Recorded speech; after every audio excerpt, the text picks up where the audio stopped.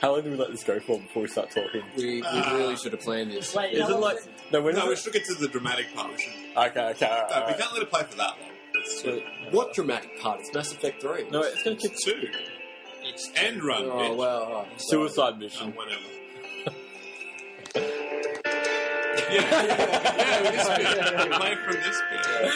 Fuck it. Alright, this is episode 4 of the Greendale Crew podcast. With us tonight, we have the amazing Paul. I was going to give you a lead-in. No, you weren't. No lead. I'm here. Paul was his own lead-in. We have joined by Brendan. And Alan. Notice how me and Alan don't get the amazing anything. No, because you know what? Paul decided that fuck it, he ruined it for the rest of you, okay? So if anyone is going to be annoyed, it should be you two. Paul? I am elated right now. And also there's Reese. Hi, Reese. Yeah, there's me, obviously. It's always me. I'm like the one constant. Things may change, yet one thing will always remain the same. I'm like the one constant in this world. So, generally when we're here, Eddie does this part, and then he does like the segue into what we're meant to be talking about. Yeah, but since Eddie isn't here, we're just going to continue on without him. So, Paul, how are you? I'm great. Good, man? I'm doing fantastic. I haven't seen you for a couple of weeks. Looking good. It has. You told me you got your hair trimmed. It's been exactly... Yeah, I have. You did. When you It's been 2 weeks. Ooh. Yeah, look at that. And No, because it's covered under that really cool beanie. I noticed under the beanie. it's not cool. It's definitely out of fashion. So, but yeah, right. it's Still rocking it in Tokyo, man. yeah. Right. Wait, what? Reference. Anyway, but apart from just all the real stuff, games. Not really a whole lot. I didn't ask you that yet. So for those basically you decided you want to talk about games. we were going to do a Star Wars podcast. That hasn't worked, so you get... And I actually did play some Star Wars games for this, for the podcast. I was supposed to go ahead. Don't fucking guilt me, okay? We have Julian, and Craig who's sick, and we have Dan who was like meant to be coming but crashed his car. Did he actually crash his car? Oh, he crashed his car. That was the message I got. Oh, damn. Yeah, he also said that I had to like punch you in the balls or something. Oh, yeah. Sick, crashed car, or just lack of commitment. Just Paul Star Wars Connect is not a real game, so if you play that leading into this, I got over that weeks ago, Alan. Once his Connect 1.0 stopped working. So what have you been playing, Paul?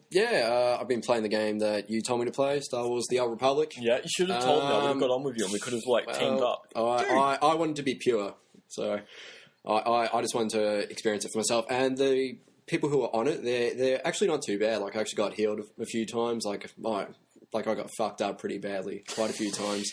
But no, yeah, it's there was this band. Well, that's what you get for being a little prick in the game. It's probably going to be a game that I'll only play through because it's part of the franchise of Star Wars. That's it. Is it? Yeah. Well, not really, but yeah. You're telling me my story of Flay Ulster does not matter? All I know is that my Space Nazi is still going strong, and in my mind, it's canon. Your Space Nazi was supposed to help me out a lot. Yeah, you kept fucking running off because you're like 40 levels higher than me. That's not the point. why are you trusting a space Nazi? Because I'm basically a Space Nazi. I have a red lightsaber. And a game that you may not know, I'll show it to you. See if this game rings a bell. This game, it's probably one of the only Star Wars games to not have a saber in it at all. But it's still fantastic. Like, I actually went back through and played it. We were talking about Republic Commando, by the way. Yeah, that was a squad-based shooter. And yeah, like, I just realised, like, on March the 4th, 2005, it came out. It's been 10 years. Yeah. Still Still plays great. It doesn't look good, but I'm pretty sure someone out there has brought out, like, a texture pack. So they could bring it up. But it still plays fantastically. It's hard. It's good. The Funhouse crew recently did, like, a playthrough of, like, the first 3 levels or something. Republic Commando. It's really good, yeah. This texture pack, and... They basically reskinned the original Star Wars Battlefront textures onto it. Oh, okay, nice. And it looks good. Yeah, it would, definitely. Played on a computer. Put the settings on low, obviously, because you don't need to run it at high. No, of course not. But no, it's a fun game. And then, apart from Star Wars, been playing some sports games. So I played... Is one of them ice hockey? No. That's it? I'm out. When it comes down to the World Cup that we've been having recently for cricket, I played some Don Bradman cricket. Best best cricketing game in a long time. Since Shane Warne. In an absolute like that's probably like the benchmark next to it. And Shane Warne's a terrible game now to go back and play it. But Don Bradman, it's a game where it's actually worked. Like it's sort of a bit hard to actually get used to the controls and everything. But it's just got that curve that you have to go through with all games. And after you actually master it a little bit, like I'm still terrible at it, but I'm having a lot of fun. So yeah, it's like it's been like probably.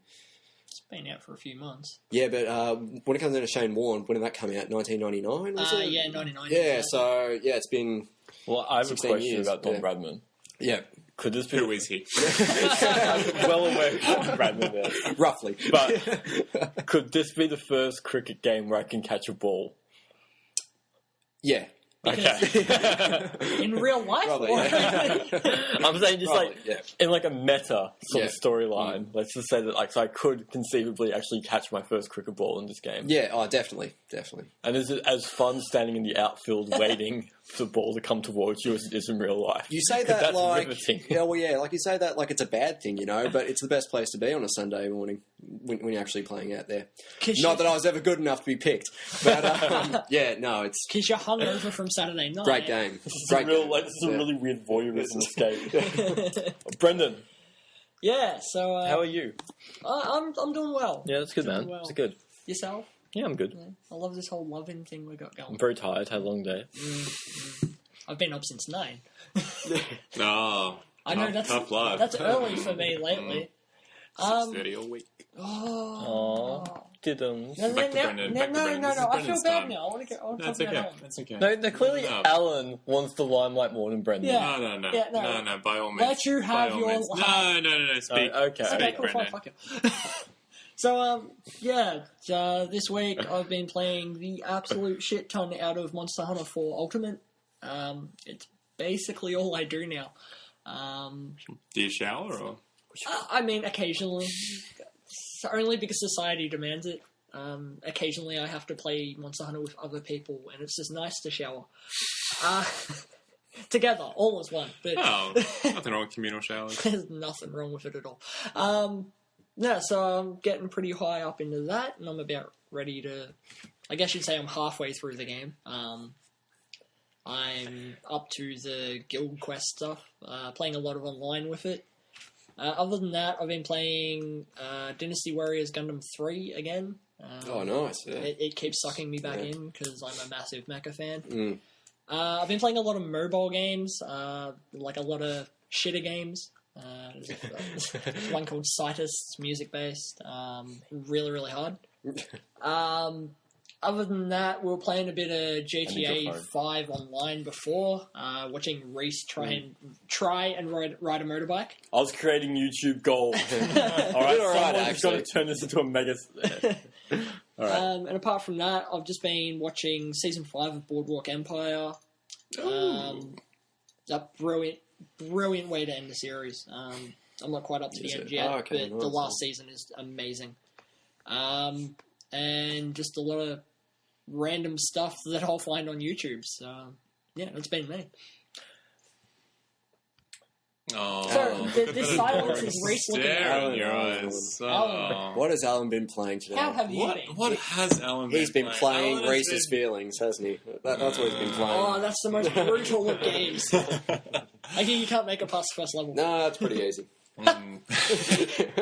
We'll talk about Blood Souls later. Bloodborne later. Not Blood Souls. I feel that's more of an apt name. Alan, what have you been playing lately? I actually this week finished Tomb Raider, the definitive edition. I played so not through. Helldivers with us. No, played through that again.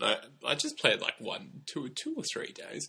Played Helldivers as well. I somehow managed to kill myself in the training mission. Threw a grenade the wrong way and somehow blew myself up. Ironically, they actually warn you. Yeah, I know. I became a statistic in that. I'm really, really disappointed in myself. Because Johan was like, how could anyone die during this? And I was like, trust it, leave it to Alan. So you are the 1%. I am the 1%. Yeah, I'm unique, you fuckers. I'm a special child. And that's pretty much it. Nothing too exciting. Yeah? What else have you been up to lately, man? Not much. Just playing the game of life. When did I last see you? Last week. Have you rolled a 20 on the game? Fair enough. How is your critical? Now, more importantly, what have I been up to lately? Wow. Oh. Didn't we get through that already? No. I won't talk again. Okay. Is he riding a motorbike or something? Yeah, he rode some motorbikes and skip forward 40 minutes because this will go for a while. No, I just want to talk about Helldivers and GT Online. Firstly, Helldivers is the surprise hit of the year for me. I did not know that. It is fucking amazing. I adore this game. I've actually probably had more fun playing Helldivers than anything else this year so far, including GTA Online. Now, GTA Online, when it works, is really, really good. It's like the best of GTA 5 co-op, but online. When it doesn't work, it can literally take an hour to get a match going. It's like playing GTA 2. And that's not from like network lag or for anything else. It's the game is literally like, hey, just wait up a bit. Okay. Just be patient. We'll give you the heist. It's all right. We want you to do a couple of death matches, then just drive around a bit until a character calls you. That was literally how one of the matches had to start. We had to do 2 death matches, and then we had to wait until the character decided to call us to let us know that we could do the heist. That's brutal. So yeah, that was pretty interesting. But I will say that they've done some really amazing stuff. Like they incorporated like sort of like the Splinter Cell-esque night level where you have to like sneak into a base and you have to time shots to take people down with silenced weapons. Okay. That was really sweet from GTA. Then there's another one where we had to steal jets off an aircraft carrier. And so we literally have to like sail out to an aircraft carrier and fight our way through it and take the jets. And does it play Danger Zone? It does. It does play Danger Zone and take off. So that was really cool. And then the other thing but of course, me being me, I kind of got shot down like the first 5 seconds I took off the jet. So that was pretty annoying. But this is literally what the game does when you take off.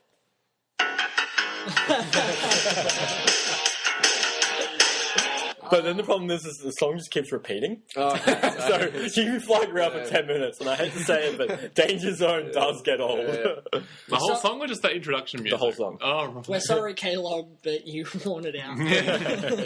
K-Log. Archer. And then apart from that, I haven't been really playing up too much. Just the game of life. I had a fun... Hey! I was playing the game of life. You can't oh my god, were you guys co-oping life? Yeah. I wasn't playing with a handicap though. So I had a fun run-in with Careers Australia, but that's like not really gaming related. But that's get back on topic. No. Actually, that wasn't at the pokies because it could have been gaming related. Yeah. All right, sweet. So let's jump with his future. Let's jump into the news of the week. Dragon Ball Xenoverse is apparently broken. Is it? Oh, yeah. What a shock. That's a disappointment. So, do you guys know what happened? No. I was only partly aware the game was released. Okay, so basically, you'd go on to Dragon Ball Xenoverse, you'd put it in, you'd load it up, and it would boot you from the game from the start menu, from trying to enter single player, or from trying to enter multiplayer. So you'd suffer these game-breaking issues of, I want to go fight Cell or Frieza, and you'd be booted when you don't even have an online connection playing the game. That sounds really... Yes, that is, yeah, so that has been fixed. It's better now. It only boots people occasionally. Close enough. But it's actually a pretty super fun game. You get to go nuts and relive all the fights that you can remember, which is like 2. My only question is for the sake of realism, does it go for like 18 hours? No. 18? Is there a lot of like long, tense pauses during the fight? No, they've cut that out. It's literally just. Well, I want the Dragon Ball Z experience. Yeah. That's why I watched the show. For those, is there a long stare button that you can press? Actually, there is, because. What about the build-up button? There is. It's tab A. Yeah, so it's pretty good though. If you're a Dragon Ball fan, maybe try it unless you already have. Yeah. But what else has been going on in the news? Paul? Paul, you've been in the news. Yes, I have. Yeah. Nothing to do with games though. I'm definitely on a list now. Geez, games and stuff and TV and movies. That's totally not Bloodborne. Oh, well, yes. They've got that game that's just come out. Apparently, it's really good. Apparently, people are complaining that it's too hard and stuff. From just what I've heard, those people need to harden the fuck up. Really, I mean, come on, it's.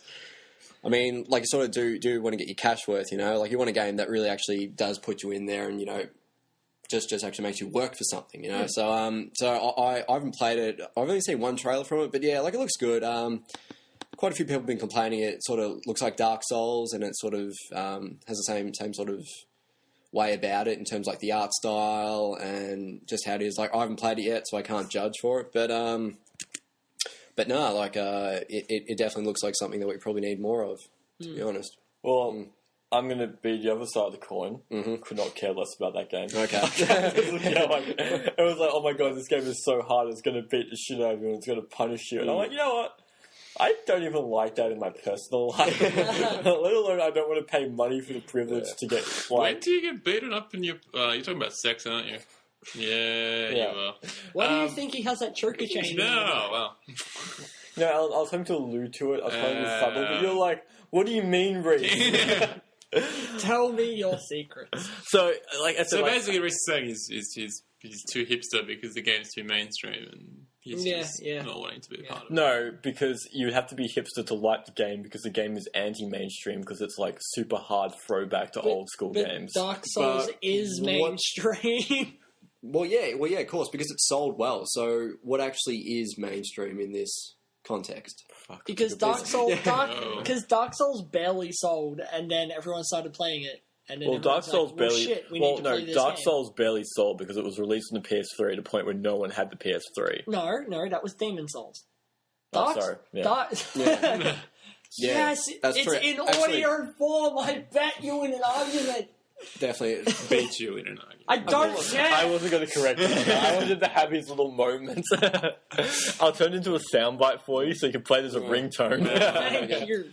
Of course, though, yeah, because that actually is one thing about the Souls franchise is that most people would actually say that Dark Souls is the first game of the Souls franchise when it isn't, like the first game came on PS3, and because like I'd say that quite a few people that have heard of it, they think, I haven't heard of a game that came before it, but in fact, like there actually was and stuff, and then there's actually people say that Dark Souls is too easy compared to the prequel, which compared to Demon Souls. Which it's not. Like they're both games that are like sort of like, like I'd probably say that the first game is like a little bit harder. I was going to say I'm going to be in the camp of Demon Souls is harder than Dark Souls. Yeah, but that's only because I found it that it wasn't a game that was. Like, I don't want to say it was, like, bad to actually play, kind of, in the terms of how you actually go around and move and stuff and, how you combine, like, all your things together. It just didn't, it sort of was, like, made for someone who was really, really involved. Whereas Dark Souls is like that, but I think Dark Souls is a pretty good mix of, not being too hard, but it doesn't really, sort of get like, your hand held through everything. Like, you sort of have to make your own way in that game. And, we've got this new game coming out. I heard that the people who put down cash for it before it actually came out, the pre-orders and stuff, like I heard like it actually pre-ordered quite a bit, apparently. Yeah. Like it was like top 5, I think, or something. Yeah, so, people have been psyched about this. The first 2 weeks after E3 when it was announced, there was like a massive spike in pre-orders. Shitload of them, yeah. Obviously, E3 pre-order season. And a lot of them were for Bloodborne, at least according to eBay Games, like spokespeople, but... Then again, maybe they just want their sales slipping because we all know they're losing money slightly every year. But... EB Games, nah, they're good. I mean, they're set, but they always they love to say they're losing money. No, they are. They're fucked. They've got about 3 to 4 years left, tops. Yeah. So, Alan, did you ever play a game called Bloodborne? That's a scary title. It does. It does intrigue me. Does it have clowns in it? Don't think so, or does it? I'm not sure. I honestly know nothing about this. It's basically Victorian London, so it's probably got like a clown.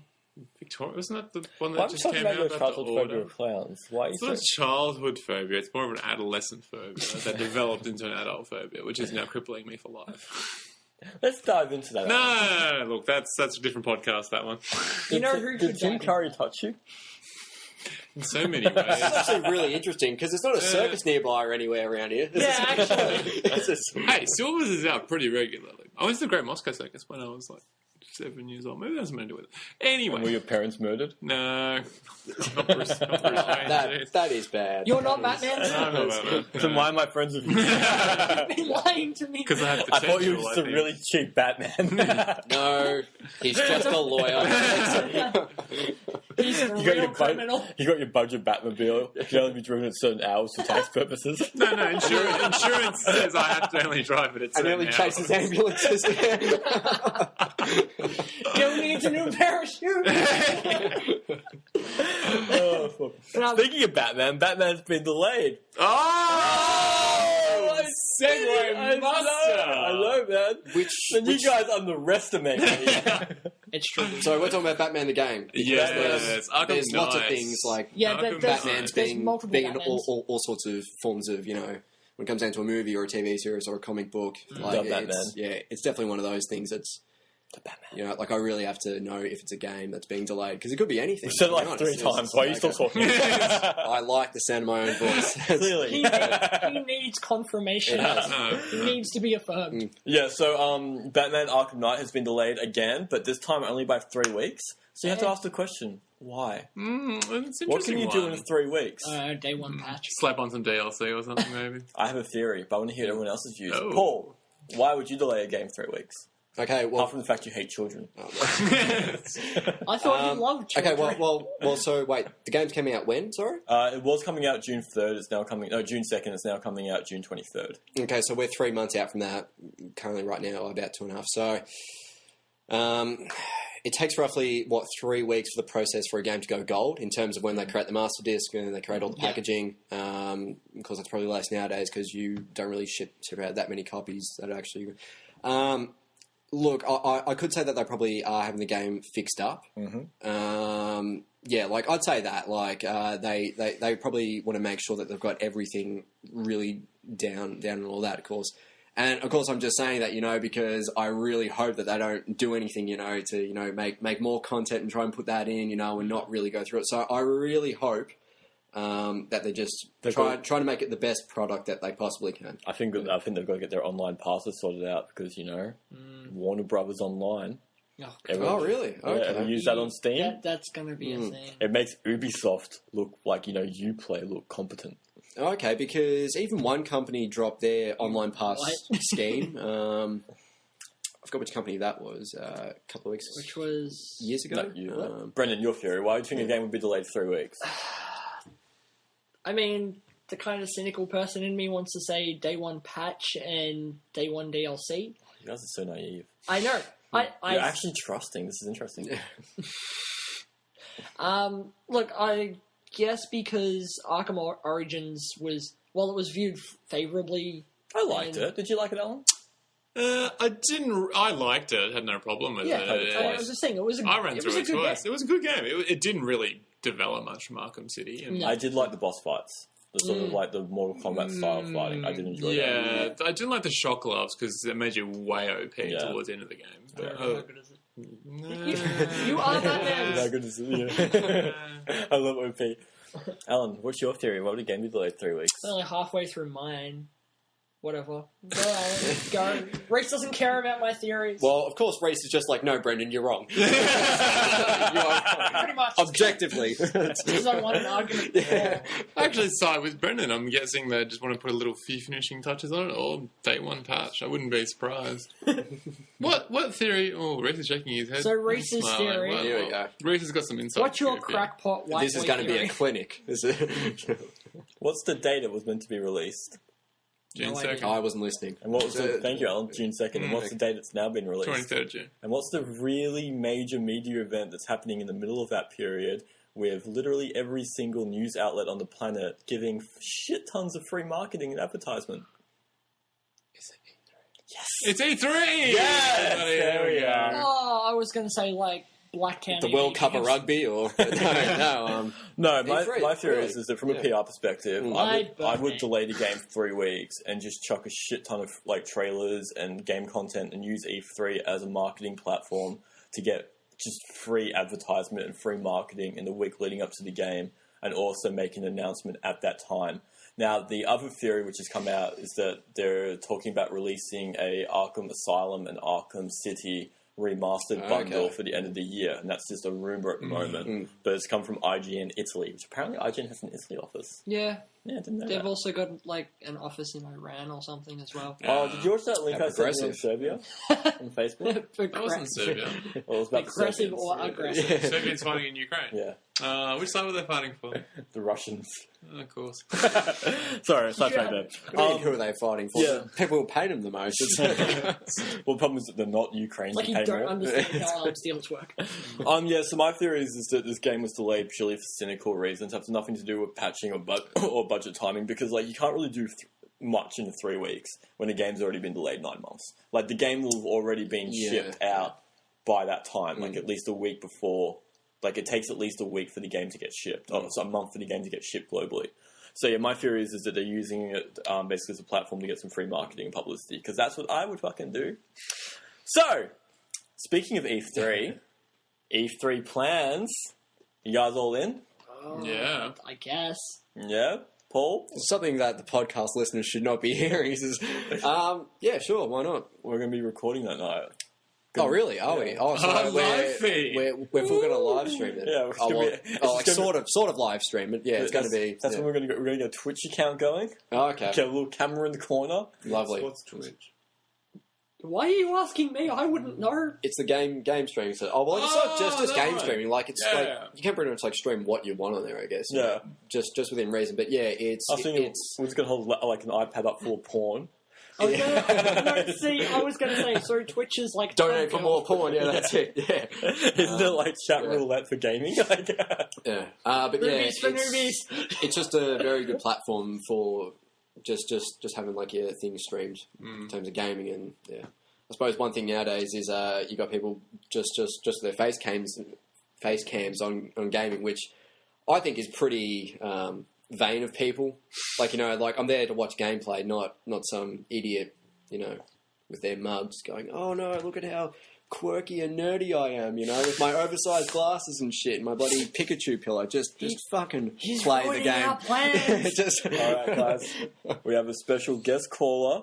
This is a podcast first. We're having a call a friend moment. I wouldn't be surprised if he tells us to fuck off. So on the line, we have Caramel Badger. Hey, Caramel Badger. Oh, what up, man? Are you feeling better?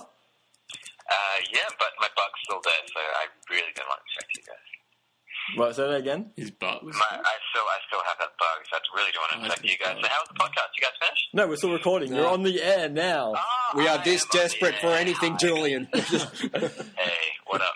Alan was really disappointed you weren't here. Oh, baby. Is he okay? No, he's a bit grouchy. He a is bit pretty hungry. grouchy. He's kind of irritable. Man. Welcome back, Alan. From where? From freaking Europe. Oh, I thought I'd seen you since then. Hey, yeah, thanks, man. Good to be back here.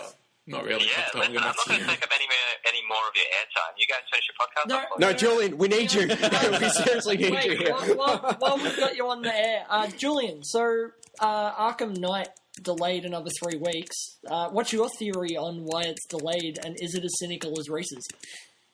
No, not cynical at all. I believe that Rocksteady is just using a bit more time to polish up everything, because, I mean, after the whole Assassin's Creed Unity fiasco, I'm sure that every studio is now going the opposite way and saying, okay, we don't want to receive that sort of backlash.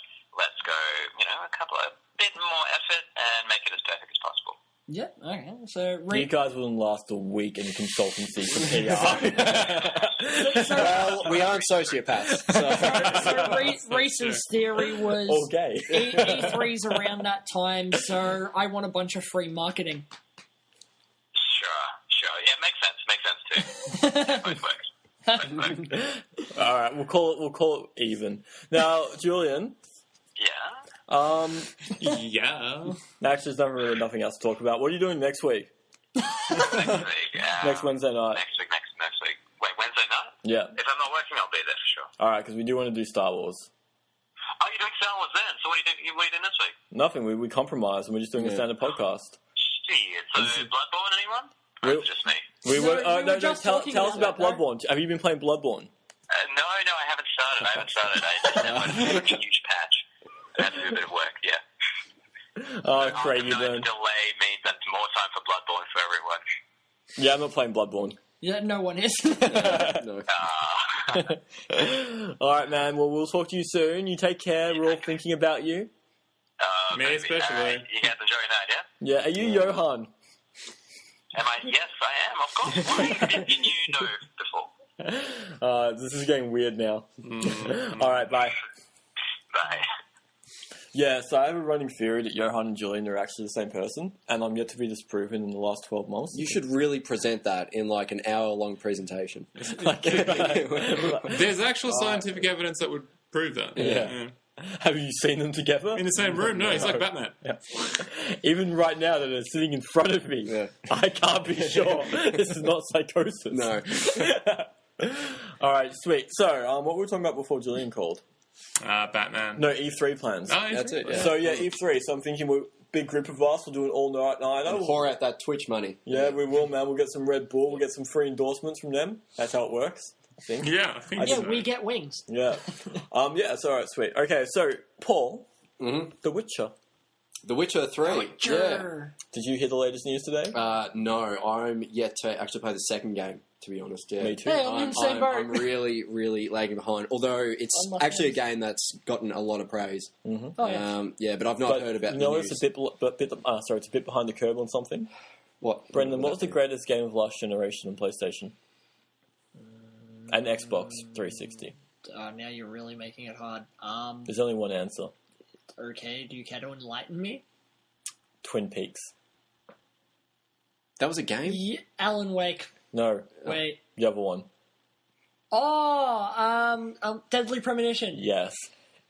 Back in the glory days of the old console generation, Deadly Premonitions pioneered something that has only now been reached by The Witcher. Oh, really? You want to know what that is, Paul? What is Fishing. that? No, coffee mechanics. No. Damn it. Real-time beard growth. Oh. Oh. Wait, what? Apparently with The Witcher... So they didn't cover that in Fable, did they? No. No. Okay. Not real-time. They had horn growth that was real time, no? They did, yep. So, The Witcher is now, stealing from Deadly Premonition. Shamelessly, I might add. There is no recognition going to what the clear inspiration is for this. And The Witcher is now implementing real-time beard growth. So, apparently that's what the Poles can do. And more. Yeah, that's your people. Look, Yeah. so now that there's real You're Polish. Tell us about the development of The Witcher. I don't remember. It's been a blur. It's Did you think it was appropriate to give a copy of The Witcher 2 to Barack Obama, the leader of the free world? Yes. Oh. Answer. Yeah, definitely. So, yeah. if there's real-time beard growth, does that mean we have to give Geralt of Rivia, a fedora, and he's only allowed to have a neck beard, and he's not allowed to hunt monsters in that anymore? He's also got to What? put on, How does 100 this- pounds. Of And some- complain about how he doesn't get laid. Yeah, Yeah. there we go. Yeah. Fuck, that's like life imitating art. It's like, oh Yeah. no, all these women keep turning into playing cards. That's what happens. He sleeps with people and they turn into cards. Really? Yeah. I thought that was like your sex life. No! Mine's the other way. It's like, bang, card. I was going to say, I'd be very impressed if you just thought up of that right now. That is dark. All my jokes are very stolen. Alright, Alan. Yo. Chappie. Mediocre film. I knew it. Why? Very mediocre. Look, the story was all over the place. Blomkamp's... It's two movies in a row now. He's had a message he wanted to convey, which is being... Stop looking at my phone. What are you doing? I'm looking through my calendar, making dates of Fast and Furious and such things. You've thrown me off my point now. I was going to launch into a tirade. Go, launch into your tirade against Neil Blomkamp. So everyone's I'm getting more pissed excited off than about Alien 5 or whatever it's going to be called now because he's directing. And, Aliens 2. look, District 9 was a fantastic movie. Chappie and Elysium, or Elysium, however you want to pronounce it. Mediocre movies at best. Look, Chappie, story all over the place. Again, a message he's trying to convey that doesn't really get through. It wasn't a bad movie. It wasn't a good movie. Mediocre, middle ground. What would you rate it out of 10? Ooh, I would give it a 6.5. 6.5. Really? 6.5. So, what I've been hearing from a lot of places is it's about 10, 20 years too late of a movie. If this was an 80s movie... It's basically, Early 90s movie, if you imagine the amazing. robot as You're quoting Jesus... Lucy O'Brien. Well, I mean, yes, But there are other sources. He knows. Just don't try and pass off IGN's opinion as your own, because he'll pick it up, because he does it all the time himself. Yeah, he's the only one allowed to do that. Fine, I'll pass At off least I acknowledge where I get my stuff from. I'd pass off the escapist's opinions of my own, but I don't agree. That's worn thin.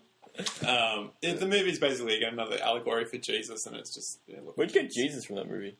Wait, Chappie. Being confused. Jesus. Chappie does not spell Jesus. He's Pinocchio. Pinocchio. Wait, what? The movie's basically Pinocchio. This is about a robot.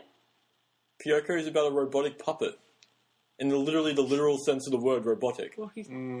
Also, I didn't like D'Antvert in the movie. I'm like, just get actors. Like, they did a good job for a bunch of musicians who've never acted before. But No, they didn't. don't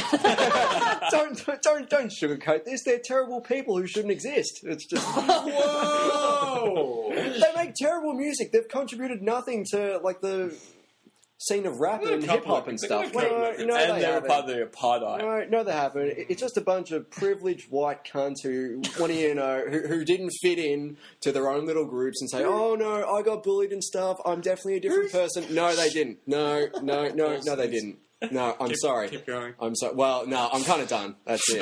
The magic was I'm weird. kind of done. Who's the musicians in this movie? They're South African rap, but yeah. D'Antvert, which is South African for something. Oh. The Antwood. No, not D'Antvert. Some pretentious bullshit, just like the rest of their stuff. Yeah. I'm sensing some... The movie also basically becomes District 9 at the end as well. So Really? they kind of just... Yeah. He just like, you know what's a really good idea? Oh, I'll do this. That's because he's done it like 10 years ago in District 9. If there is one thing about the story, now, of course, here comes like the cynic in me. Neil's wife. She's hot. She is a co-writer on the screenplay, okay? Yeah. And she was actually very, very much involved in this. Even though, if you look through all the works that she's done, she hasn't done a lot of huge work. So you're saying she's out of her depth? Well, do you think it's possible that, because she's married to him, he would sort of overlook it? Because we all know that Neil, he didn't start off as a person who wanted to make movies. We all know that he hates filming. Oh, well, yeah, then I don't know why he wants to put himself in this position, but when it comes down to what he's good at, apparently it's working with, how things look exactly when they're put up. Because I remember when he started out and working and stuff, he made the 3D effects for quite a few movies that were good, weren't they? Yeah, so... people have said that's what he's good at. When it comes down to the look and the feel of a movie, that's what he's great at. As someone who controls the entire thing, it's probably not so great. And that could even extend to the sort of people that he sort of hires and takes onto his thing. Now, like his wife, like I'm not saying that she's got a lot to actually put her name against. So I'm thinking, look, like she might not be a terrible writer, but to be chucked into the deep end like this straight away, it really pays off. Okay, so. Look, like just say that you had like a huge film, and your wife was I really want to get to write and stuff. I've been to film school, even though I haven't done anything huge. Could you chuck me on as a writer? Now of course you're not going to say no to your wife. A little bit of a presumption there. Yeah. You're not going to say no to your wife. I'm just saying, but you got to live with the consequences of that. But it doesn't look good. Like, there's sort of a conflict of interest if you're looking from the outside. Like, of course, I don't know, how exactly it came to be, but I'm just saying, from the outside... But this is how it went. I've got the transcript right here. It's probably just a bit of a conflict for me, Well, I'm going to defend Chappie. Now... Of course you will. what was that? A little snide remark from the corner? No, please continue. Please continue. I will, Alan, I will. Okay, so Chappie is nowhere near as good as District 9. It was better than Elysium. Debatable. You reckon Elysium's better? Matt Damon. Continue. Space cancer. What Chappie did really well was Chappie managed to basically create this robot out of nothing and make it a viable character within the film. Okay, I didn't like how Hugh Jackman, his character, I thought his character was poorly written. Everyone's complaining about his character. It seems like Australians are always the villains. Like in all movies, like or the shitty actor. That's actually a trend, So what I liked about Chappie was it actually made me feel for the movie in the same way that you're complaining about Marvel for whatever your little gripes are about that. We're going to get onto that topic next. So I want to hear this. But I really liked. Apples. I don't know. Like I was trying to think of something. But no. No, If only there was a bottoming phrase out. for that. I just really liked that Neil Blomkamp takes risks with his movies. And by like playing safe and basically recreating District 9 and Chappie. well, that movie was a risk. District That 9 was brilliant. It was fantastic. And he went back to his source material. He was trying to emulate. He's copied and pasted the first movie he made. No, he didn't. But that's the thing. He didn't. You're oversimplifying But he it. didn't even do that. He copied a 20-minute Okay, short I mean, that he made. no. All right, let's talk about the thematic distinctions between Chappie and District 9. You're talking about the final 10 minutes of Chappie where he goes into the robots. I'm talking about the final 20 minutes. I'm talking about the opening of the movie, which is presented from a documentary footage Yeah, and style. that's a style. That's also like saying that that's like criticizing Tim Burton for having a style, criticizing Peter Jackson for having a style, criticizing Steven Spielberg for having a style. Fucking Christopher Nolan has the exact same style for every one of his films. music in the background that you can't get out of your head for 12 months. So, I mean, criticizing directors for that is wrong because they have a style, they have a way that they're introducing the movie because they're trying to set it. I'm not criticizing his style. He's Well, that's what you just basically did then. recreated his first movie. The No, he didn't, distinctions though. between the two movies No, he are didn't. so No, he blurred. didn't. You're taking Him and his wife. No, man, what you've done is you've taken Paul. two, three arbitrary points, and you've used those 3 points to say that they are identical to the first movie. Chappie is not a recreation of District 9. Chappie is a cross between Isaac Asimov's I, Robot, elements of District 9, yes, and essentially a gangster heist movie. I mean, if you're criticizing the narrative of District 9, you've also got to criticize the narrative of Fast and Furious 5, because they're fundamentally the same fucking thing. It's the whole idea about... I don't think anyone's ever defended Fast and Furious 5. I will defend Fast. It's just the cars. That's what they go for. Dining, it's not No, but I like Neil Blomkamp because he does something different. He doesn't do generic science fiction films. He takes risks with what he does. And it doesn't pay off. But I'd rather watch a risky movie that doesn't pay off than, as Lucy O'Brien said, something like Transformers. Well, true. Yeah. But to be fair, I love the Transformers because I love watching 3-hour advertisements. Yeah. No, was it 40 miles in 40 minutes or whatever? Oh, that run. What was the runway in Fast and Furious 6? It just went on forever. The one that went from... I think that was the bridge between the UK and France. Few countries, yeah. Yeah, it was the bridge, and it was like... Seriously, you need to take your passport for that. It was like That's what a drag race, The longest runway in the world. a kilometre bridge, and it was just this massive runway. Pack your lunch and everything, So Chappie, it's a movie with a robot, and it's straddling the line between like robot self-awareness and stuff. Yeah, essentially it's about a robot. Yeah, it's essentially Human about values. artificial intelligence becoming Now, how does it compare morals, to Short Circuit number 5 is Alive? The best of the robot movies. Well, there's no comparison. About robots straddling the line between self-awareness and human values. I love how in 80s movies, the moment someone gets struck by lightning, it becomes alive. Yeah. It's really bizarre. Pretty good choice. Isn't that how... I think iRobot is a better movie. Can you Chappie. disprove that? Oh, theory? fuck that. iRobot. iRobot is the definition of ruining source material in the sake of a generic action movie. But I thought that you didn't like the book because I love the book. Oh, but you said one thing that you didn't like about the book is that apparently in the novel they had drawn pictures on the next page, and that actually ruined what your interpretation of what was being written. Yeah. Are you quoting me at 13 or I something? remember that. Yeah. Wow, that's just like that's This that's just what shows a woman does. You just pull back 10 This years. shows how much I care. All right? This is don't start putting No, I'm impressed. I'm tits and I'm vaginas on me genuinely already. impressed. This is- That was a compliment. Yeah. A compliment. So what like that was like the only bad thing about the book. Yeah, I And you mean, think that the film took remember even more away from the actual book? The problem with the book is it's hard sci-fi. It's high concept science fiction about artificial intelligence for iRobot. What the movie does is it takes that concept and it basically puts it into a generic thriller movie. I mean, literally, The Winter Soldier is almost the exact same. Like Captain America: The Winter Soldier is almost the exact same thing as iRobot. It's just a action film. Okay, iRobot was a good sci-fi action film, but it was not a good science fiction film. Chappie was a good science fiction film. It just wasn't a good action film. Okay. So, now, something that's not necessarily needed in the world, but I'm happy to have it around. The X-Files has just got announced for a 6-part miniseries coming to Fox. Yes. Now, I love the X-Files. What do you all think? Look, It's not really a show that I got into, but I certainly enjoyed it from what I actually saw from it. Yeah. It's just one of those shows that I've seen a couple and I've yet to see the rest, but I will get around to it definitely. Don't worry about it, man. It's like honestly, 40% of it sucks. Yeah. Okay. Just go online and get the guides for the good episodes and piece it together. Yeah. So I never watched it when it was airing. I mean, I think I was really young, so I may have seen like 1 or 2 episodes here and there. But it was aliens and too scary for me. I feel your pain. I know. If they were clown aliens, God, the horror you would be. So I would never sleep again. But I went back probably 2 years ago, and one sec.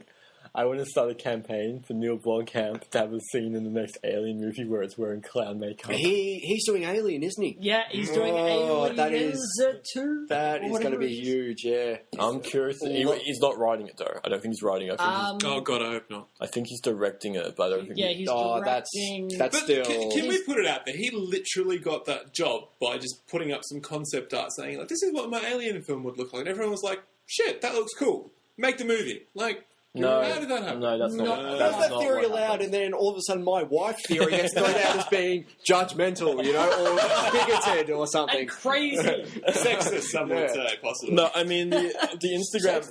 Basically, from what I can gather, is the Instagram thing was the. Could have been a man. I still would have said the same shit. The thing with Alien would have been in talks for like 12 months. Yeah. What they did was they put the feelers out to see whether or not people would be receptive to a Neil Blomkamp Alien film.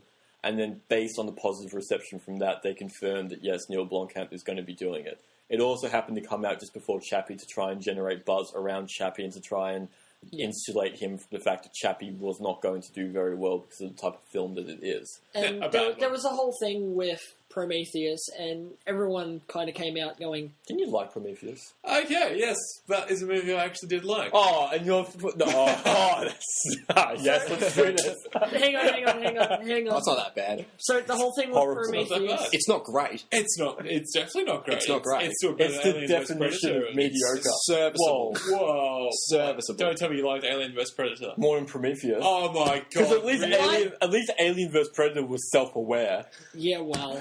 Alien vs. Predator is the, like... What does it even mean, it's self-aware? It knew it was bullshit. What, it breaks the fourth wall? Like it's a little movie? Does the alien wink at the camera as it's falling apart? It literally does at one point. Yeah. It literally looks at the camera, pauses, and then just keeps going. Looks at the camera, grabs an ice-cold Pepsi.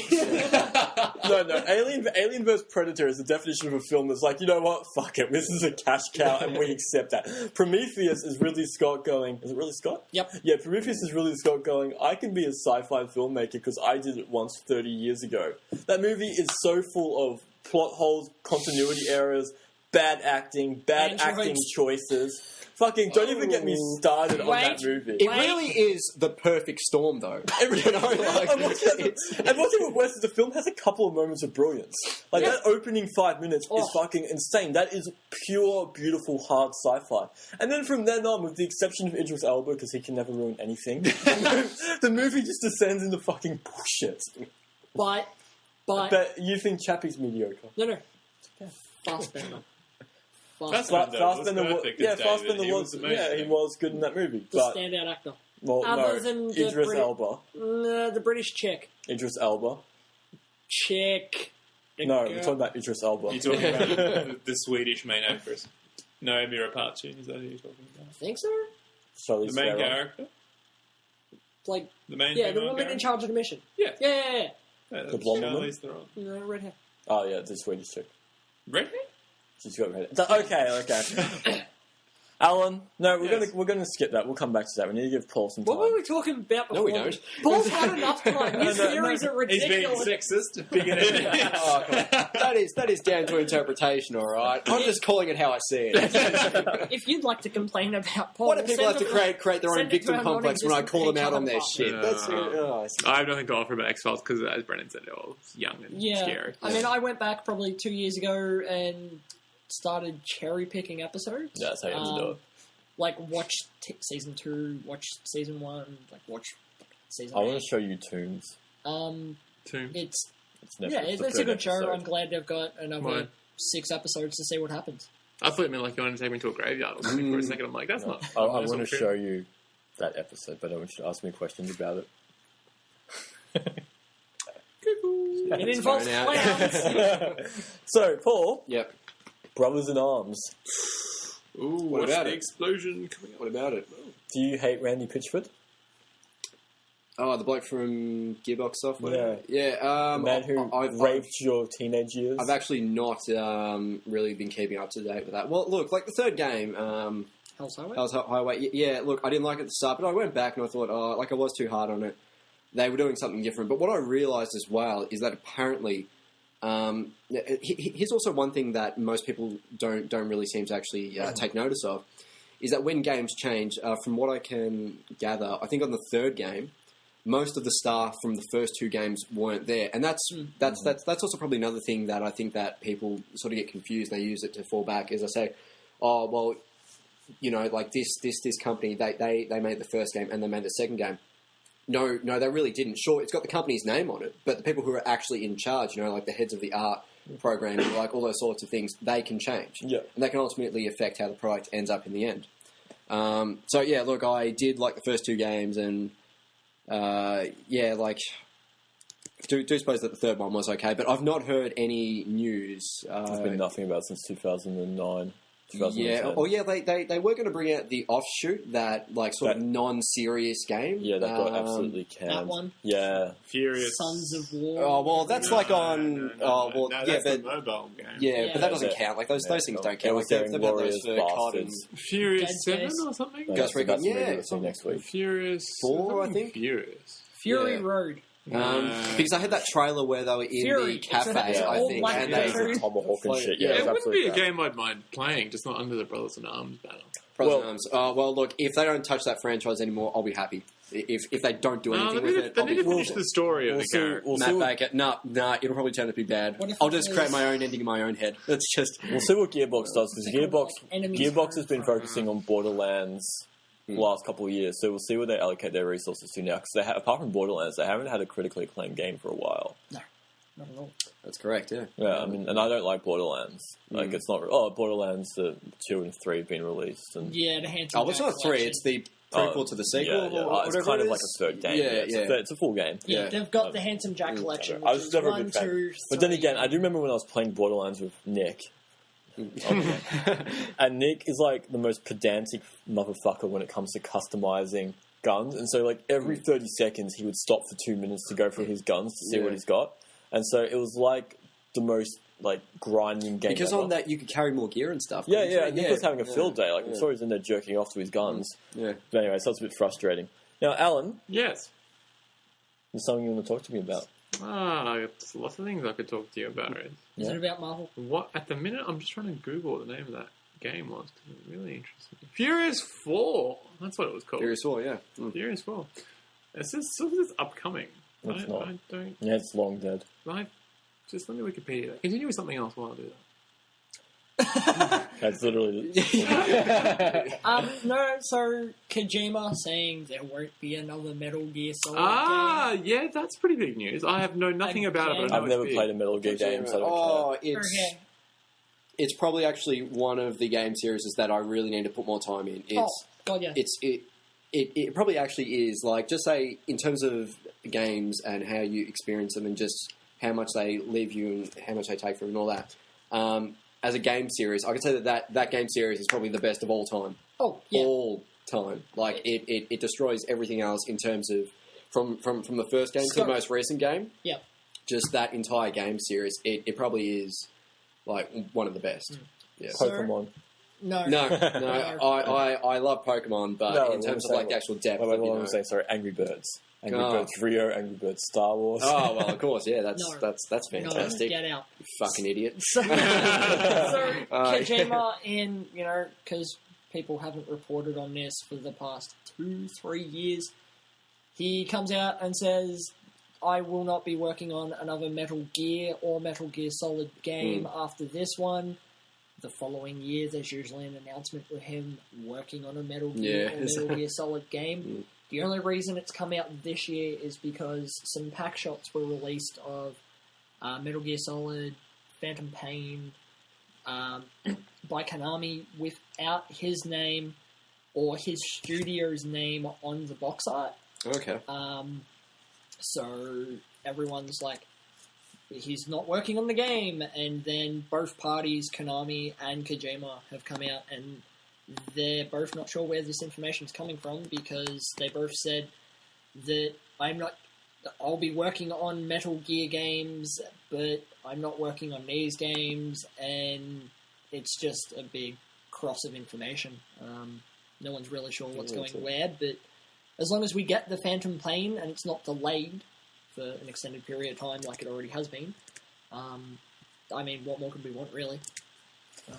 Well, it's a series I've never played, and honestly, it's never really done anything for me. Like, I know Julian absolutely adores it, and Nick got into it, but it's just one of those things, like, it just doesn't really appeal to me. It probably isn't for all people, to be honest. It's not, but it's something you should at least try. Well, no, that's the problem, is that, like, they're saying that too, like, when Metal Gear Solid 4 came out, Julian lent it to me, but he also lent me an accompanying movie that went for, like, 4 hours that summed up the previous 3 games. Yeah. And I'm like, I don't have time in my life. The thing I found with the Metal Gear games is none of them really interested me until recently. I'm a big fan of, like, Ghost in the Shell and cyberpunk stuff and kind of transhuman stuff, I guess you'd call it. And after playing Metal Gear Rising: Revengeance, and they explain little bits and pieces of backstory here and there, and it really piqued my interest. So I'm going to try and go back and play them. Definitely not before Phantom Pain comes out, because I don't have that much time. Yeah, of course. Like, it's definitely one of those game series that has explored, like, quite a few themes. So it's something for everyone there. Yep. Except for Alan. Like, there's clowns in it somewhere. Yeah, probably. Have you done Googling, Alan? Yeah. Alright, sweet. I'm ready. You ready? My body's ready. Let's do it. No one's body is ready. Alright, let's do it. Marvel. Marvel movies are mediocre. Well, we knew that. End point. Continue next month. Case closed, Your Honour. Want to expand on that, Alan? Well, how about you present me with a universe. line of questioning? Because I'm not sure what issue you have with my contention. Okay, so explain why... Okay, well, to be fair, let me qualify this. I have only currently watched Iron Man 1 and The Incredible Hulk, and they were both pretty average movies, in my opinion. Yep. They weren't bad. They weren't good. They were just They definitely stock standard action film. Where do you want me to go from here? Because... So you're basing your opinion of... how many movies are there in To Marvel be fair, now? I did watch The Avengers as well, and I didn't think much of that I movie. watched The Avengers as well, and Reese is like, isn't it great? And I'm like, No, I couldn't I care don't less. I think thought it it's- was awful. No, I didn't think it was that good.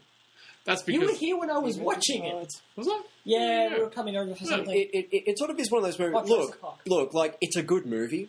It's just that everyone was going on about how great it was. Well, this and is the thing. I haven't caught up to 2008. Well, I have now, because I watched Iron Man 1. Yeah. So I'm watching it completely Still using a isolated and I removed from all wish the I was hoopla. stuck in the silent era, to be honest. That's Yeah. just so I wouldn't have to hear Right? anything. Wings. Just nothing but wings. Yeah. God, how Heaven. serious that man. Okay. Do you want to keep going on? No, like, I don't know what No, more you want me to say I can about see it. why you think they're mediocre. I mean, possibly my favourite out of the Marvel movies so far Have you has seen been... them all?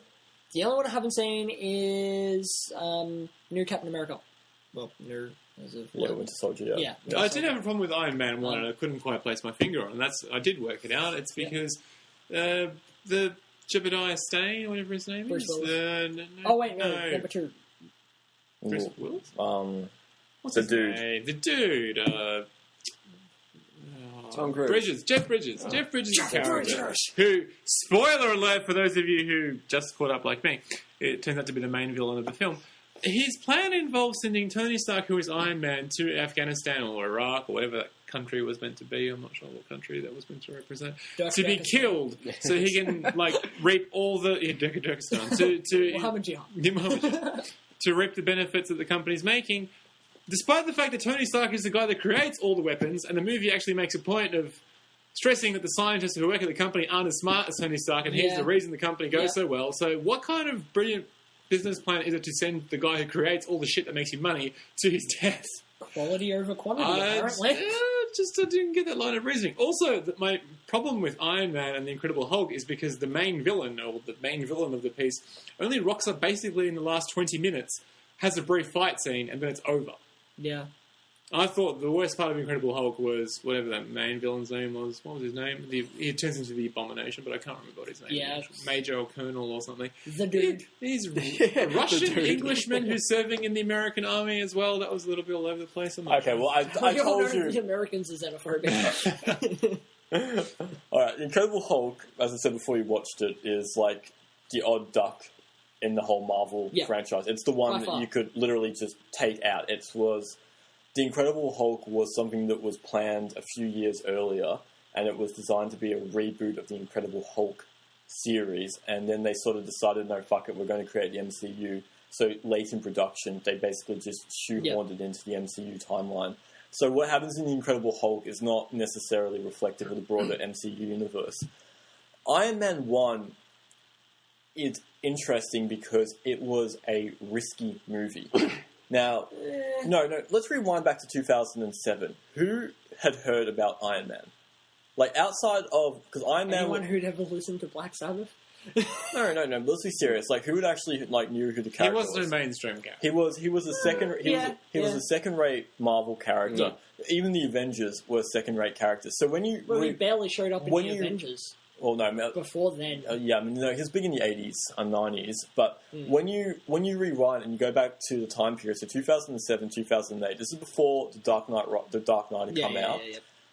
Comic book movies at that time were basically X-Men and Spider-Man. That was sort of all that was it. Marvel, who didn't have access to their triple tier characters, the AAA characters, they didn't have access to Spider-Man. Had to try and make do with what they had. And all they had left was sort of the Avengers and all the B, C, and D grade comic book characters from their catalogue. And so they... I wouldn't call them B and C and D. No. Guardians of the Galaxy. Guardians of the Galaxy is Guardians of the Galaxy is C grade. No. Not even. Keep going lower. But that's even more of an interesting point. And so what Marvel did was they managed to catapult Iron Man to the forefront of popular culture to the point where arguably, I mean, the Marvel movies are far more successful than the Batman movies. They're more successful than the X-Men movies, and they're even more successful than the Spider-Man movies now. So the genius behind what Marvel managed to do was they created this perfect 4-quadrant summer blockbuster action film. But then what they did was they took an even bigger risk, which is Thor. Now, when you go back to... I didn't like Thor. See, I loved the first Thor movie. I thought that was a brilliant and daring move because they took a character that is essentially a Norse god and then they put him in Utah. Was it Utah or New Mexico? They put him in New Mexico and they made the movie work because they got Kenneth Branagh in to direct it. They got Loki, who became this really... You have people's at the door. Oh. It must be the outside. Oh, okay. The door. We have an interruption. We have Eddie joining us. Oh, really halfway through. But yeah, so... Cheers. Just for you, mate. Eddie brought theme music. Paul, do you want to grab another chair for Eddie? Alan would like we've some only pizza. had shitloads of I haven't eaten dinner. I did this here. I mean, Avengers was always popular, but it wasn't at the time in the comic books era. Alan, help out. I was going to stand up. in the golden age, silver age of comics, between the Avengers and Justice League was always the more preferred one. I hate the Justice League with Justice League's bullshit. Okay, Eddie, we're sort of in the last part of the podcast at the moment. So what we're talking about at the moment is Marvel. Now, I thought we were doing a Star Wars night. No, because not enough people turned up. So I am leaving now.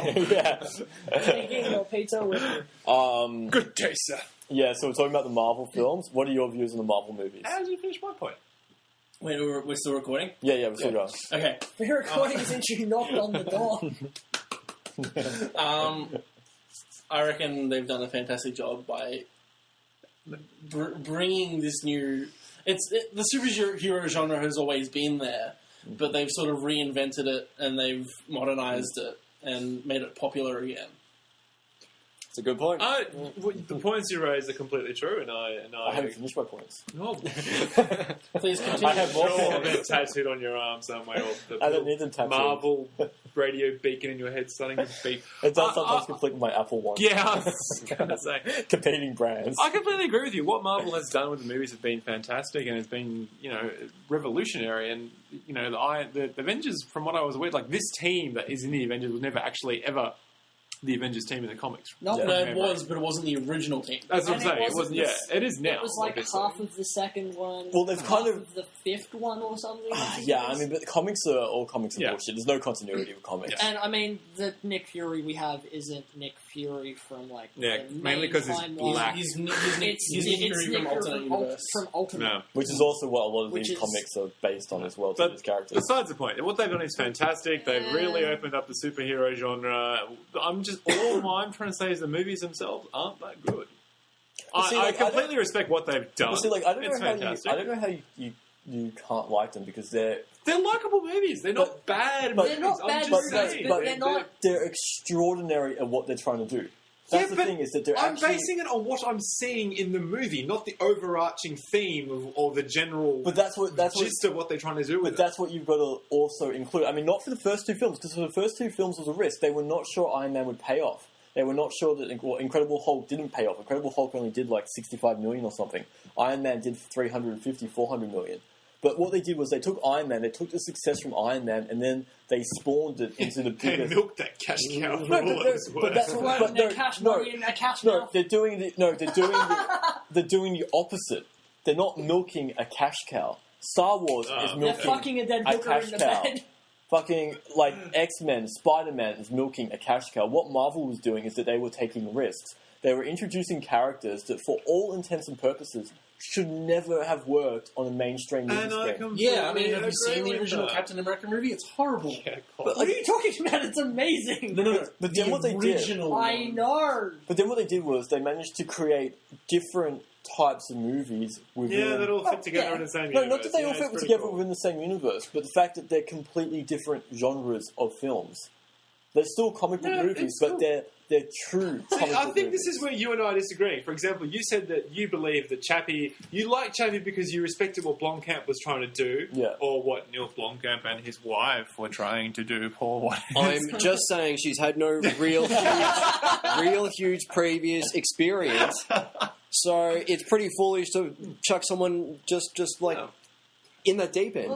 Whereas I'm more looking at the movie for what the movie is giving me and what it's presenting. And you seem to be basing your opinion on the overarching concept of it, which is cool, but the movies themselves aren't good. Yeah, and I mean, entertainment is subjective. It's entirely up to what you're watching and how you enjoy it.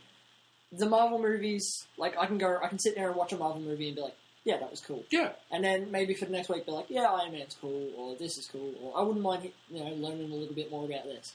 But after that, I don't care. I'm not in a massive rush to see any movie. I'm not rushing out to buy tickets for Avengers 2. No, God no. If anything, I'm waiting until that's on Netflix streaming. Just because I don't want to get disappointed in the cinema with everyone going, oh, it's going to be amazing. And it's not.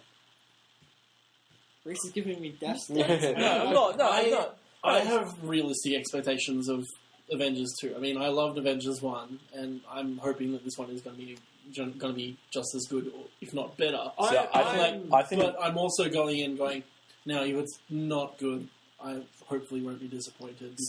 I think Avengers 1... I'm overhyping myself. See, I'd make the argument that Avengers 1 is the ballsiest movie ever made. Please elaborate. Wow. Because it's not that controversial. Starship Troopers. Starship Troopers. That no. That's a different type of thing. Because the thing with we're going for ballsiest movie ever made. So, Paul, ballsiest movie ever made. The Room by Tommy Wiseau. That wasn't ballsy. That was just someone shouldn't have done ballsy movie. Oh, I can't really think of one. When a giant finger comes down from the roof. Not sure. No? Oh, never mind then. My thing with Avengers... Ballsiest movie ever made, The Great Dictator by Charlie Chaplin. He was essentially middle finger, and he's like, "Hey, Hitler." He was just giving Hitler the middle finger while Hitler was at the height of his power. No, I'm not talking about like controversial, like dangerous, daring movies, because you can make the argument that like what was that one with the recent one with Seth Rogen? The Interview. The Interview. You can make the same. You can make an argument that Interview is one of the most dangerous movies ever made. Well, no, because I mean, if you believe what the American government said about the Sony hacking, that movie had bigger consequences than like almost anything else in history. My argument with the Avengers and why I think it's such like an extraordinarily ballsy movie is because there was so much in that movie that could have failed. Like there were so many pieces that if one thing didn't work, the entire franchise could collapse in a beautiful, glorious mess. But it didn't. They got Joss Whedon, who is arguably like one of the best modern directors and writers. They managed to incorporate 5 previous films and incorporate elements from those films to set up in the story. And they did something that had never been done before, which was that they united individual characters from their own movies and created the ultimate comic book movie. It is literally the definition of what a comic book movie should be. Can someone let her out? Yeah.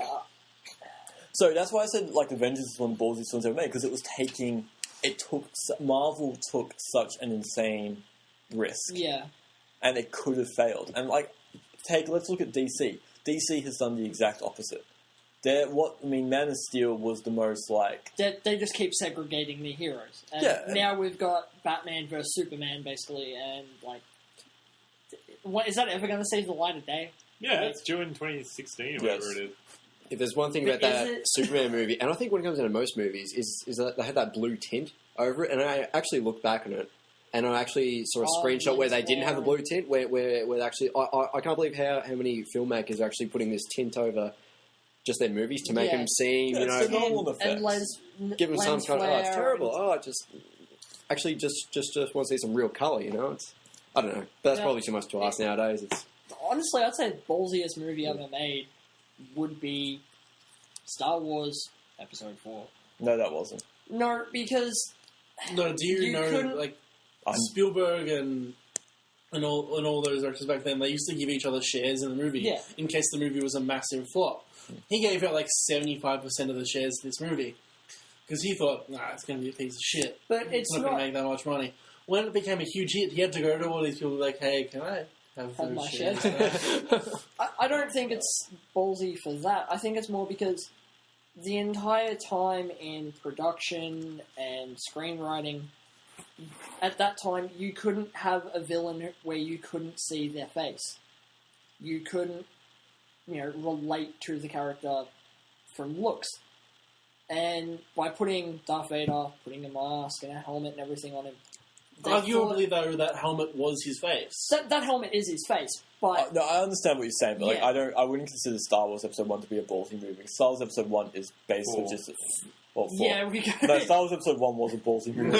That failed. In hindsight, No, but Star Wars, like, A New Hope is... It's all about pod racing. Like a very, very generic film. Like if you want to break it down, it is literally space opera. It is literally the most generic movie possible. It's literally like it's Zelda. It's fucking Zelda. Yeah. But do you think it was like that at the time? Yeah, because that was what it was designed to be. It was designed to be a pop. It was designed to be a throwback to the Flash Gordon 1950s sci-fi films. That's what he was trying to emulate. Yeah. And the fact is that through his own like incompetence at trying to do what he wanted to do, he created something brilliant. Sorry. Can I also raise a point about the Incredible Hulk that really irked me? Sure. I'm not defending the Incredible Hulk. So it's the Incredible Hulk.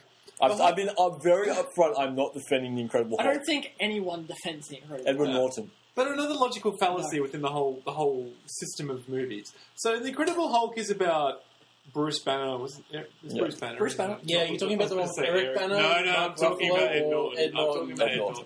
I'm talking about the Ed Norton movie. So the whole point of him wanting to run away and cure himself is because he thought he was too dangerous and that nobody should have, the super soldier serum because it was too, whatever. Then you have the opposite end of the spectrum, Captain America, whose whole get-up is the whole super solder thing, and he's idolised for being Captain America. Yeah, that's because being Captain America, the super soldier serum worked properly. That's the thing. It's about there's so many fundamental differences between those two characters.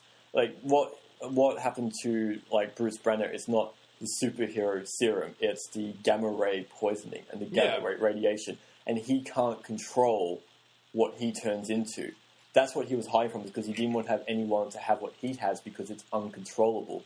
The Captain America superhero serum is controllable. And then when you watch the Agent Carter TV series, which is, again, another spin-off within the Marvel MCU, amazing Marvel, when you watch that actually goes deeply into that sort of thing about the whole Captain America storyline. But no, the Bruce Banner thing, and as I said, the Incredible Hulk movie is the odd duck. I'm not going to defend the Incredible Hulk movie with the broader MCU because it's the one that is, like, tacked on there. Yeah. It's not... It's we wanted to put this character in. Yeah, that one was retrofitted. So that was meant to be... Originally, that movie was meant to just be a sort of, like, semi-reboot continuation of the Eric Banner film. But then they decided, fuck it, let's just put it in there. And they didn't care about it enough that they didn't actually really incorporate any of those elements into Avengers when when Mark Ruffalo plays the Hulk. Now, saying that, apparently in Ant-Man, which again is really another daring movie by Marvel. That one is daring. Yeah, I mean, but that movie's not... Ant-Man, what the fuck? But that movie's not as daring as Guardians of the Galaxy. Guardians of the Galaxy was the real test of Marvel, and Marvel, like,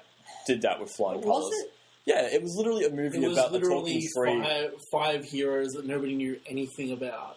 Except for, like, the hardcore fans. Yeah, but I think that... hardcore fans. But I think that worked in his favour, because, like, my dad doesn't care about superheroes or anything. Like, I can talk to him and be like, oh, this superhero does this. And he's like, cool. I used to like Ninja Turtles. Amazing. Why doesn't he still like Ninja Turtles? Oh, no, he does. He watches Ninja Turtles Saturday mornings. But, we'll get into that in a sec. Guardians of the Galaxy, he saw the trailers for it, and I'm like, oh, yeah, that's Guardians of the Galaxy. And Dad's like, so what's it about? And I'm like, well, it's kind of like the Avengers, which is about superheroes, but they're kind of like in space. They're not quite heroes. It's just like a ragtag bunch. Dozen, but in space. There's only four. They're very sort of anti-hero-ish. Yeah, it's a ragtag bunch of nerds in space, and Dad thought that was amazing and wanted to watch it. And so many people thought that was amazing because they went in there expecting that it was going to be a turd.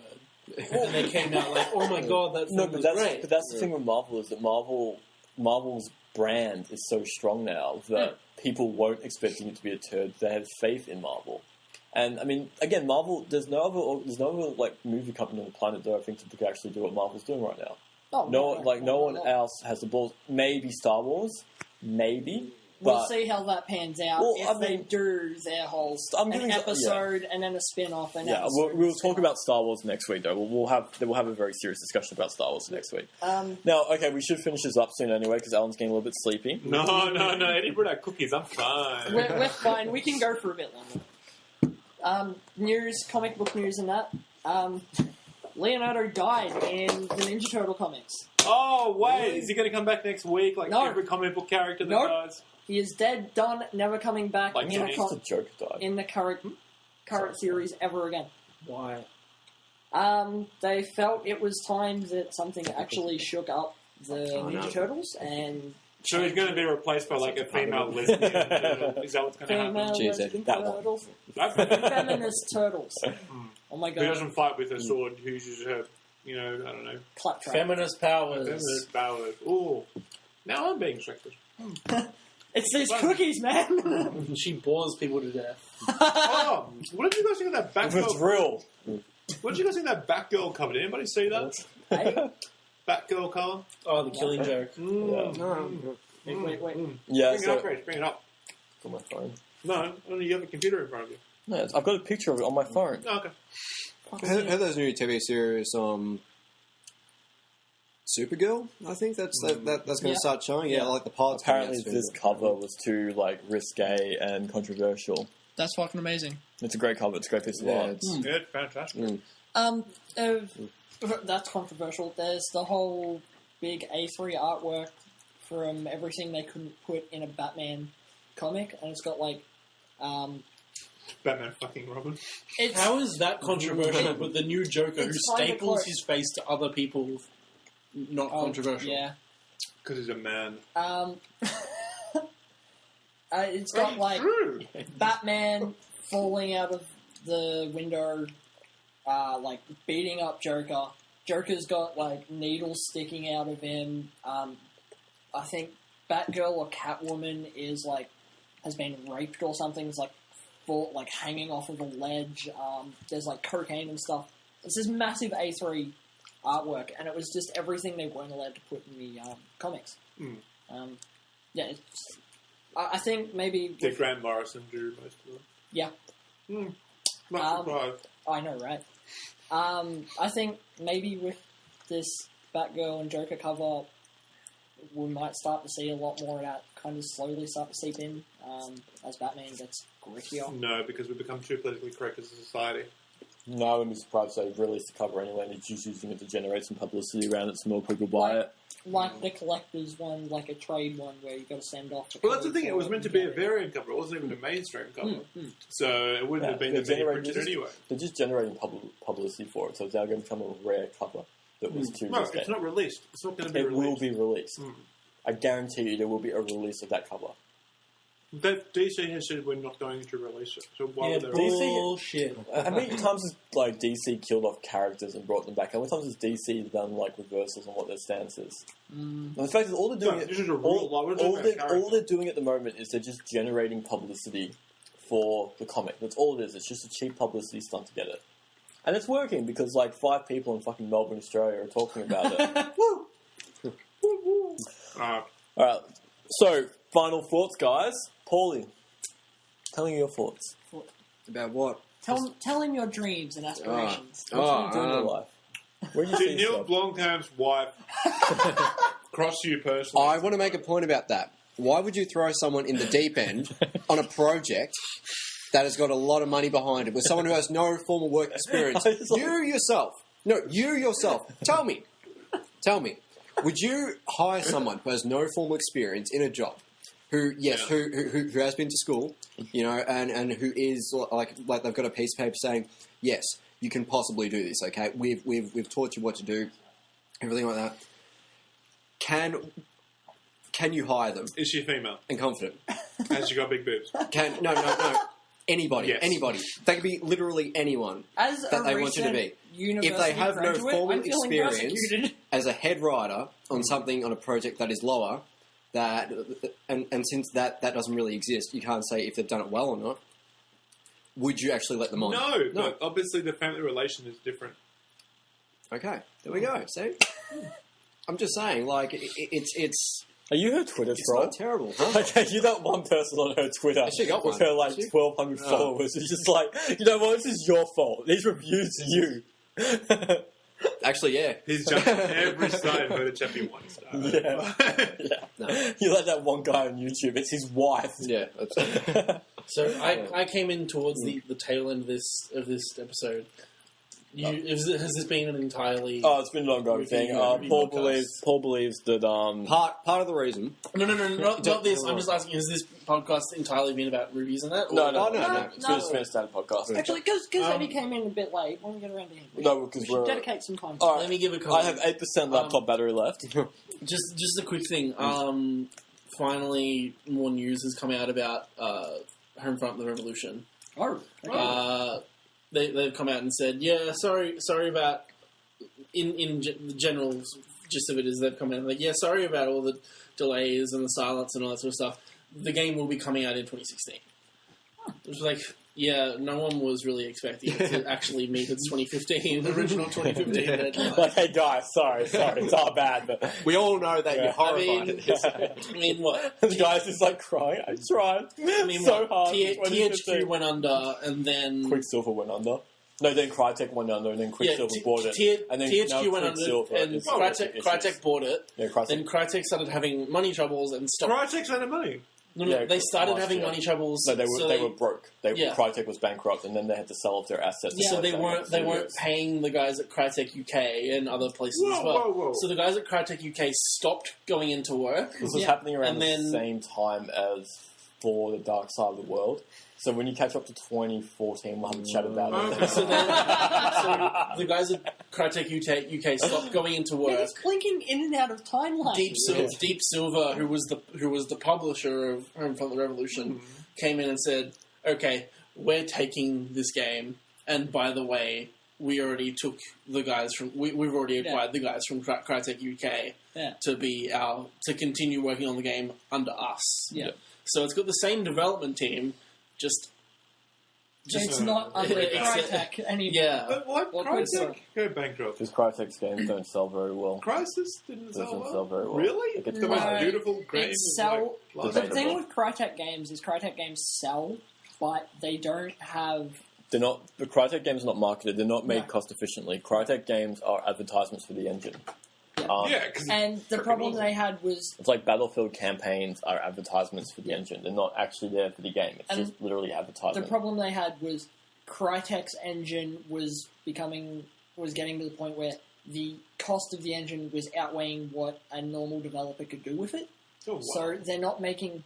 So they couldn't make money selling the engine. And while that was happening, the Unreal 4 engine was in development, and they're releasing... packs all right, we've got to wrap this up because we're running really low on others. Sorry? Yeah, episode 4. Brendan, final thoughts?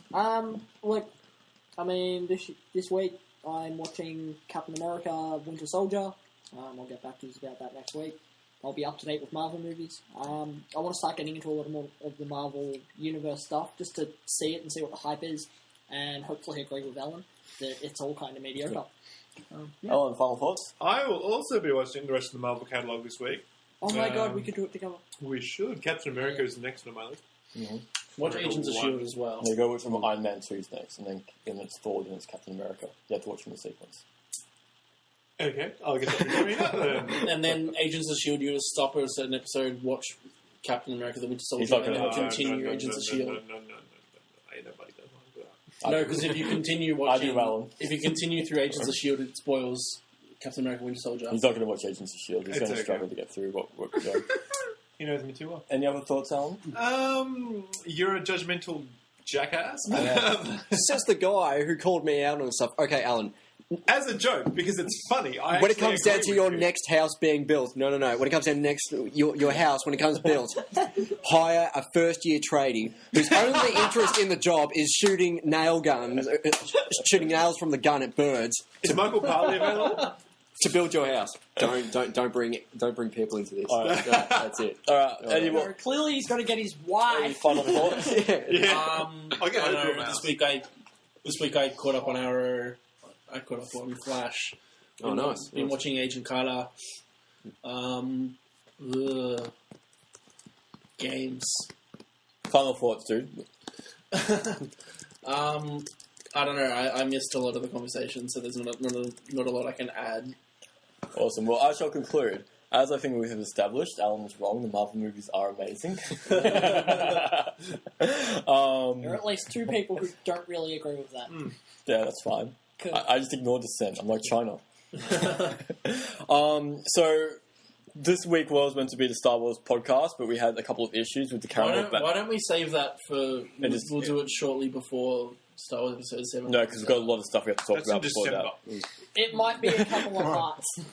All right, so next podcast will be the Star Wars podcast. We'll organise that as soon as possible. I would like to thank everyone for coming on here. Do you want to send it off, Eddie? Pod Racing Cast? Yeah, thanks for joining us for the TGC podcast number 4. I'm Eddie. I'm Alan. I'm Reese. I'm Paul. And I'm Brendan. Signing off.